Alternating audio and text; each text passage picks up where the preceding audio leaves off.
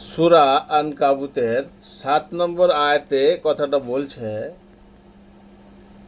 যে, আর যাহারা ঈমান আনিয়াছে ও সৎ কাজ করিয়াছে, অবশ্যই আমি তাহাদের পাপ রাশি নিশ্চিহ্ন করিয়া দেব এবং তাহাদিগকে তাহাদের কৃতকর্মের তুলনায় অধিকতর উত্তম পুরস্কার দান করিব। আসলে ঘটনাটা হচ্ছে যে আমরা বলি যে নামাজ পড়ি, আমি নামাজ পড়ছি কিন্তু কাজগুলো খারাপ করিয়ে, অনেক কাজ খারাপ করিয়ে তারপরে বলি যে আল্লাহ, নামাজ পড়ছি মানে আমি খুব ভালো লোক, আমি মুসলিম হয়ে গেলাম,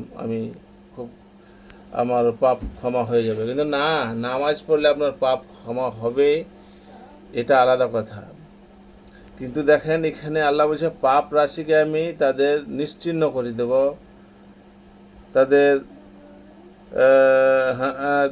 তাহাদিগকে কৃতকর্মে তুলনায় অধিকতর উত্তম পুরস্কার দান করিব। কেন দিবে বলছে?